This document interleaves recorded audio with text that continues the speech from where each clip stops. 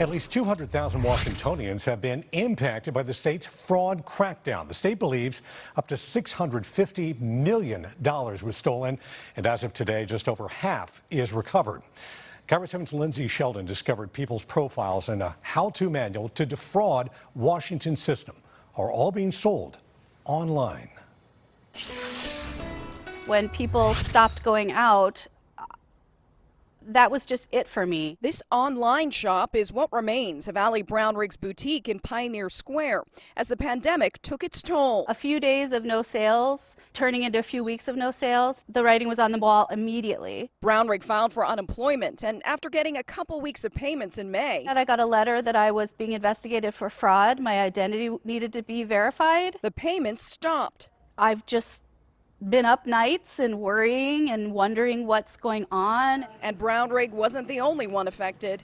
The state's Employment Security Department flagged about 200,000 people's accounts for possible fraud. What do you think about the length of time it's taken to verify some of these identities? It's extremely frustrating. Criminals use people's identities to file benefits and steal an estimated $550 to $650 million. And we discovered profiles for sale even now, 2 months after the state's crackdown. A name, first, last, social, address, phone number. For real people living here in Washington. We found your information on one of these dark websites. One King County man didn't want to say much to us when we alerted him. Cybersecurity expert and ethical hacker Bryan Seely This top listing here, showed us what's on the dark web. 1,500 views, 115 sales. As criminals continue to try to steal your tax dollars. And they're also selling the how-to guides for how to exploit the Washington unemployment system. And these are just posted just like something would be posted on Craigslist for sale. Yeah, as like listings.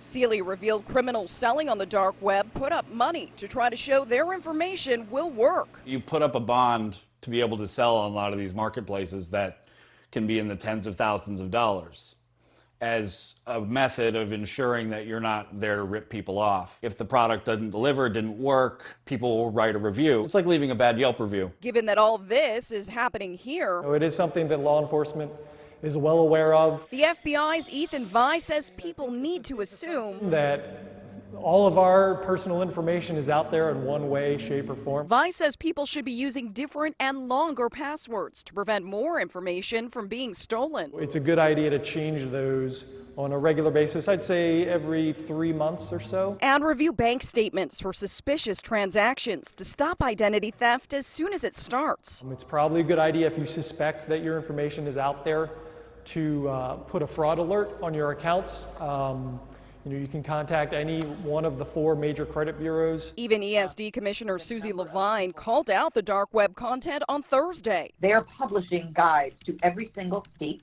for how do you navigate our unemployment insurance system. And there were basically 4 states where they said, steer clear because you're likely to be tracked and or arrested.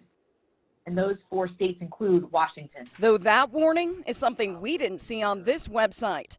I asked, Are you confident that ESD is preventing most fraudulent claims now? Yes, I am. We are actively scouring the claims made for a number of the different characteristics and applying sophisticated data analytics that we are going to be embedding more deeply into our system in order to keep them out. People like Allie Brownrigg hope all the delays have been worth it. On one hand, I'm grateful that they're being so diligent about it. On the other hand, it's kind of scary to think that it was that easy for that department to be defrauded out of so many millions of dollars. Allie was finally paid a couple days after we spoke, over 2 months after her claim was first held up for identity verification.